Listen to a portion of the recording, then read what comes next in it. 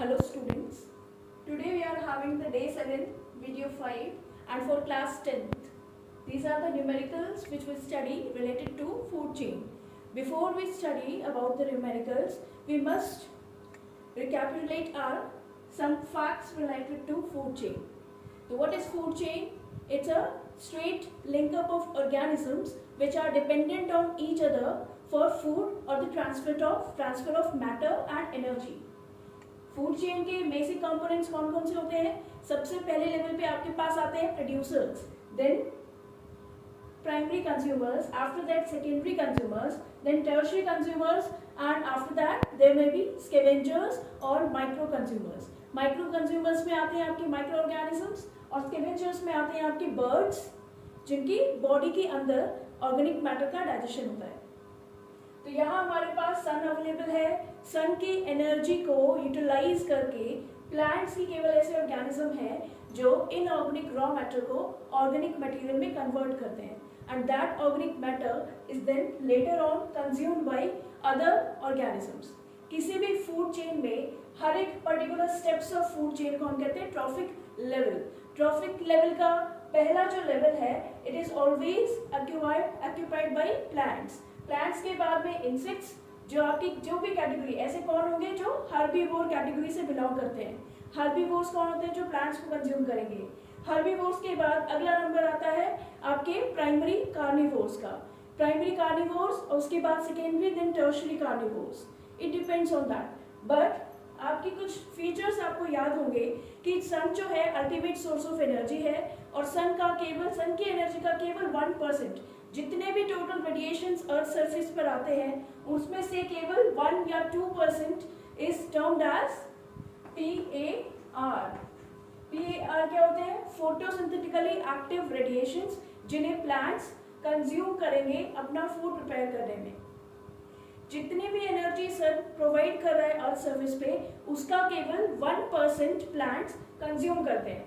ठीक है. प्लांट्स के पास जितनी भी एनर्जी आकर के फूड एनर्जी में कन्वर्ट हुई उसका केवल 10% नेक्स्ट ट्रॉफिक लेवल के पास अवेलेबल होगा और जो 90% एनर्जी है it will be either utilised by plants in their metabolic activities और it will be release in the form of heat. So यहाँ मैंने दो कंसिडरेशंस को लेकर ये न्यूमेरिकल सॉल्व करने वाले हैं. यहाँ क्वेश्चन में क्या पूछा है? ये केवल एक फूड चेन दी हुई है. यहाँ पर आपको अमाउंट ऑफ एनर्जी कितनी ट्रांसफर हो रही है वो आपको कैलकुलेट करना है. तो सन के पास यदि अवेलेबल है 10,000 kilo joule of energy, then plants के पास कितनी एनर्जी ट्रांसफर होगी. या आपसे पूछ सकते हैं if this amount of solar energy is available then calculate the energy available at third trophic level, fourth trophic level. या आपसे इनडायरेक्टली पूछ सकते हैं अगर सन के पास या मान लीजिए प्लांट्स के पास इतनी एनर्जी अवेलेबल है then how much energy will be available at tertiary consumer. इनमें से टर्शियरी कंज्यूमर कौन है? ये है प्राइमरी कंज्यूमर, ये है सेकेंडरी कंज्यूमर और स्नेक है टर्शियरी कंज्यूमर. तो टर्शियरी कंज्यूमर के पास कितनी एनर्जी होगी? तो first of all we will solve it and then different type के क्वेश्चंस आपको मैं बताऊंगी. तो here the sun is having 10,000 kilojoule of energy for plants to convert inorganic raw material into organic food. तो 10,000 kilojoule और सन से कितनी energy plants absorb करते हैं? जस्ट 1%. तो सन से प्लांट्स को कितनी एनर्जी मिलेगी? The 1% of 10,000 kilojoule. एंड 1% निकालने के लिए in this manner you will calculate. तो कितनी एनर्जी बची प्लांट्स के पास? Just 100 kilojoule of energy will be available at plants. फिर आपने पढ़ा था प्राइमरी या फर्स्ट ट्रॉफिक लेवल में जितनी भी एनर्जी प्लांट्स के पास अवेलेबल है इसमें से केवल 10% नेक्स्ट ट्रॉफिक लेवल को ट्रांसफर होगा. तो 100 किलो जूल का 10% कितना होगा?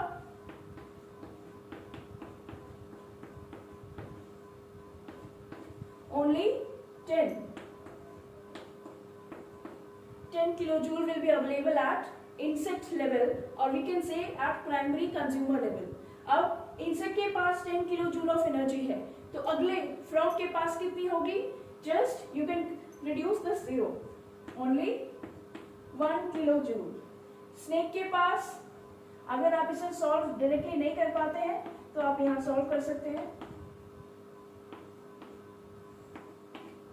1/10 और it can be written as 0.1। तो स्नेक के पास एनर्जी होगी 0.1 किलो जूल। इसके बाद भी आपसे कहा जाए वल्चर के पास कितनी एनर्जी है अवेलेबल, तो 0.1 किलो जूल का भी आप 10% अगर निकाल लें,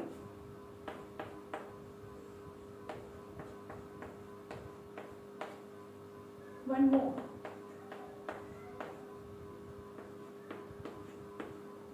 तो आपके स्कैवेंजर के पास में 0.01 किलो जूल।